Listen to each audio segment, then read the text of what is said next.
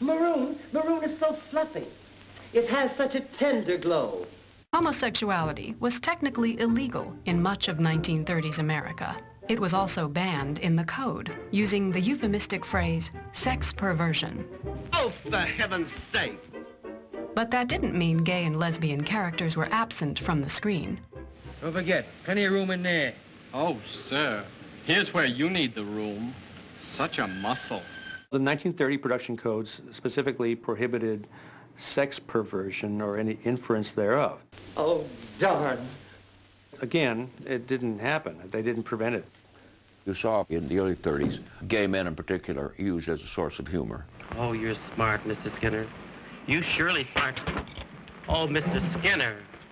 Not so so with lesbianism. Lesbianism always had a kind of a certain cachet. And you can cite a number of delicious examples. Watch out for her. She likes to wrestle. The sexuality of the women is very interesting when you have gay women in the movies, because it's like, yikes, you know, you're just not used to seeing it. There's a lot of big sharks in here that just live on fresh fish like you. Yeah, when they add you up, what do you spell? As the 30s progressed, lesbians actually were more prominently featured than gay men. I do not wish to marry and they cannot force me. When MGM announced that Greta Garbo would star as Queen Christina, the 17th century Swedish ruler whose bisexuality was historical fact, Will Hayes cautioned that no hint of lesbianism would be allowed. Ebba, come in. But despite Hayes' warnings, MGM and director Ruben Mamoulian had other ideas. Queen Christina very clearly is having a more than cordial relationship with her lady-in-waiting. But at the end of the day, you're never free to go anywhere. You're surrounded by musty old papers and musty old men, and I can't get near you. Today, I'll dispose of them by sundown, I promise you. And we'll go away for 2-3 days in the country. Oh. Wouldn't you like that? Oh, I'd love it. The Studio Relations Committee also demanded that a blasphemous line of dialogue be cut from a scene that follows a night of heterosexual lovemaking. This is how the Lord must have felt when he first beheld the finished world, with all his creatures breathing, living.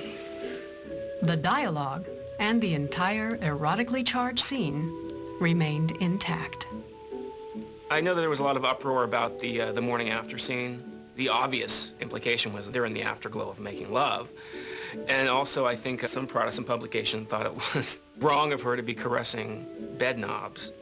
They found it disturbing and pornographic. Queen Christina would mark a subtle turning point in censorship history. Monitoring the film for Will Hayes was the newly appointed head of the Studio Relations Committee, a devout Catholic named Joseph Ignatius Breen. Joseph Breen was a former newspaper man, public relations man for the Motion Picture Association.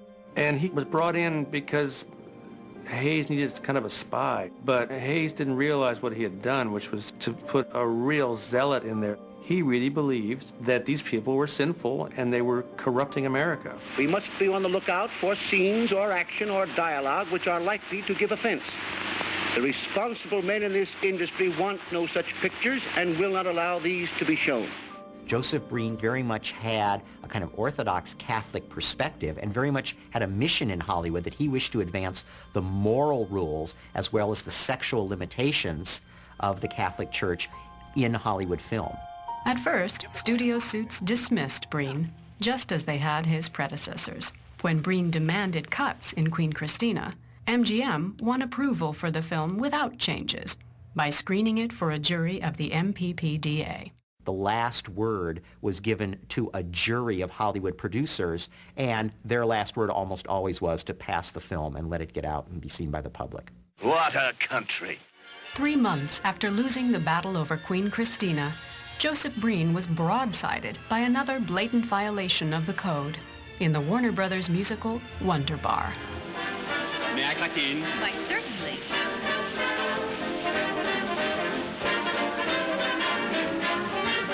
Boys will be boys. Woo! When Breen repeatedly phoned Jack Warner to protest the film, Warner refused to take his calls. The skirmish confirmed Breen's opinion of the studio and its product, which Breen described as cheap, low tone, with lots of double-meaning wisecracks and no little filth. Some of what you saw was sophistication, an adult approach to story and dialogue and relationships.